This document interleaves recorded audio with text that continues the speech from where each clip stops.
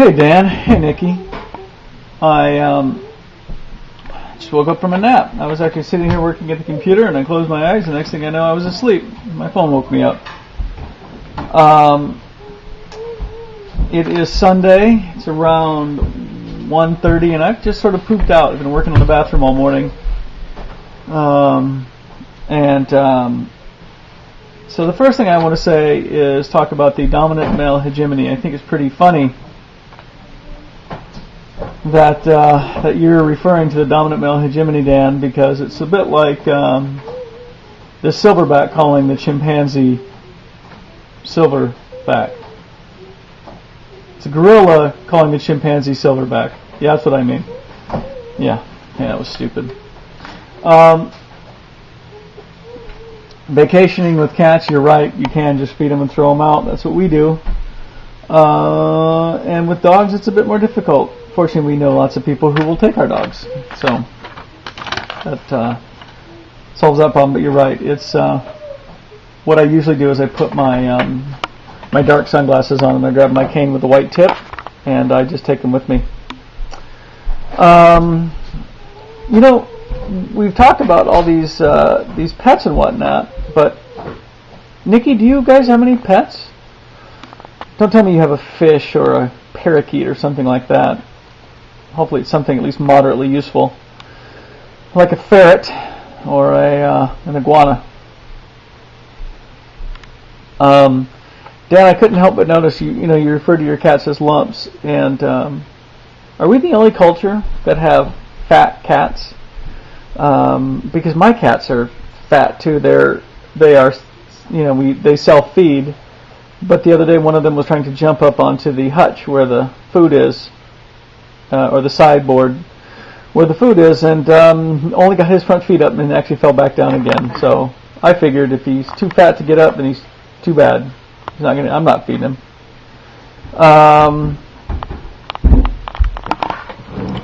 You were showing a little bit about that mess in the what was the great room, and now it's just an okay room, and the other room's the great room. And we have the same issue. All we do is end up moving it. We make a room really nice. We just move it, all the crap, to the next room. So, as far as I can tell, you only have a couple of choices. You can build more shelves. You can get some storage space somewhere, or you can have less stuff. I vote for the less stuff. I've really tried to get rid of stuff that we haven't used. Books don't count, of course. All books get to stay. We just have a ton of stuff we never use, like all those board games sitting over there.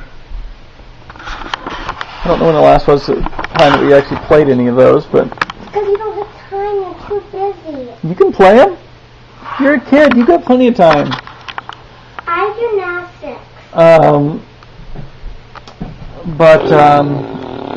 One thing is your space is lived in, and everything is readily at hand. So that's one plus.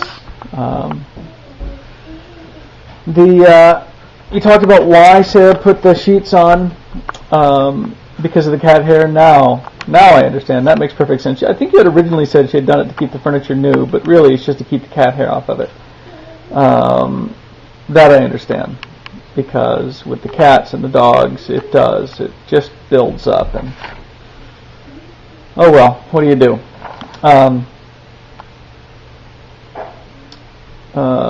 Actually, there is another thing. You could get leather furniture, or you could get church pews, old wooden bench pews. That's an option too. So, something to think about.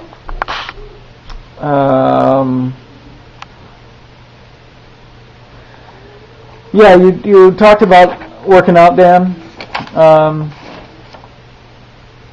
and taking it a little bit easy. Till you work out. And I thought about that. But the only problem is I end up starting over with this cycle that I've got.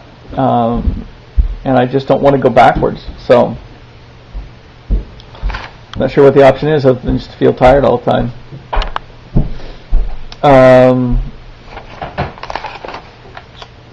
frying the summer sausage. That's pretty funny. You could have a little fried summer sausage and wash it down with some poontang tea. So that's I know what poontang is, and it's not a tea.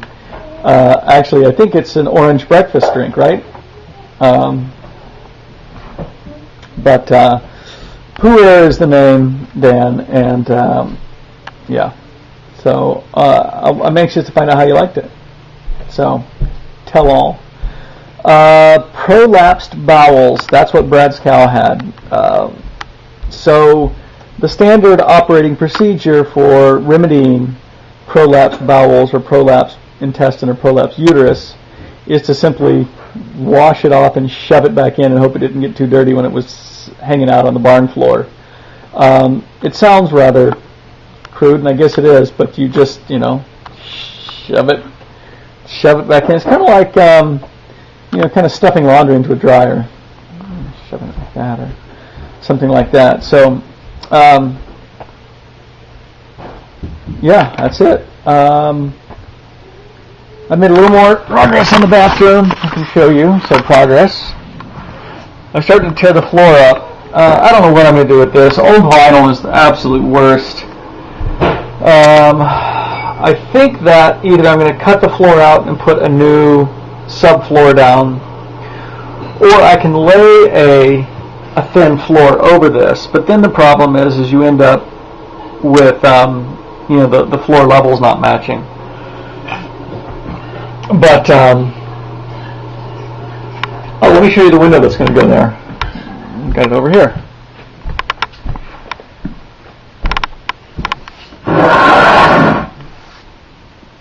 So there it is, a little glass block with a little window that opens in the middle.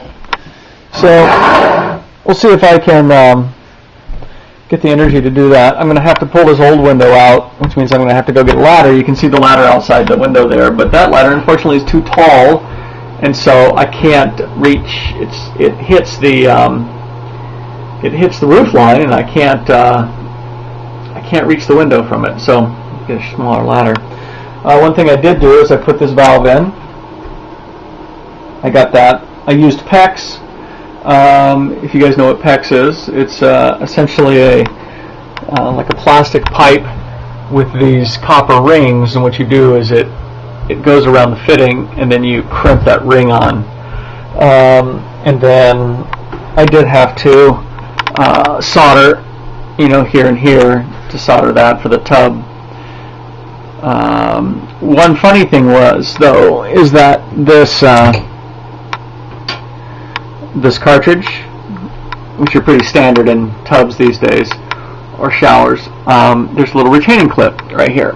And the instructions say don't forget to put the retaining clip back in. So, because what you can do is, if you happen to have hot water coming from one side and cold water, typically hot goes left and cold goes right. But the way they had actually plumbed this is they had it flipped around, so you can actually take this cartridge out, just turn it 180 degrees. So I did, and I put that, I forgot to put the retaining clip back on. So I said to Beth, why don't you stand up here while I go turn the water on, and let's see if there's any leaks. So I went downstairs and I turned the water back on, and what happened is it blew this cartridge out, which is why the retaining clip's there, and shot water all over and all over the place. Pretty funny, I thought. And that actually reminds me of the good old days. And what good old days are those? You might ask, Nikki. Well, it's the good old days when Dan and Sarah lived with us in Pullman, and Brad and Linda lived down the hill, and we used to have Thanksgiving all together, or special occasions we spent together, much like family does.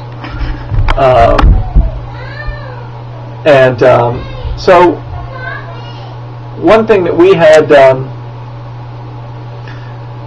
is Dan and I, back in high school, had built a water weenie, which is you take a piece of surgical tubing and you put the hollow or the shell part of a big pin on the end of it, and then you fill it with water, and then you spray things with it, presumably unsuspecting people. So we were it was Thanksgiving. We had all eaten our fill, and this is at Brad and Linda's house. And Brad and Linda were going to be remodeling the bathroom. So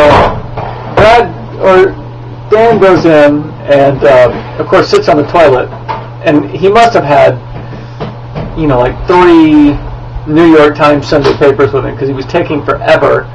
And so Brad and I thought we might just teach him a lesson. So we got in the laundry room, which shared a wall with the bathroom. And it was the same wall that his back would have been to. So we figured out as best we could where the toilet was and about where Dan's head was, and we drilled a little hole. And Dan was like, oh, ha, ha, ha. And then we stuck the water weenie into the hole, and he shot him in the back of the head with water. And then he tried to hold up a roll of toilet paper to block, and of course the water was so strong it just blew the toilet paper apart. So this actually resulted in, I think, Brad and me laughing for a very, very long time, uncontrollably. In fact, it's still funny today. So, I think Dan had sworn vengeance on us, and we're still wondering when that's going to happen. It's a bit like, going back to Kill Bill. We're just wondering when the bride's going to show up. So, with her samurai water weenie, and ready to kick some poontang tea while frying summer sausage. So, on that note, I think I will still be dead. I hope you both have a very nice day.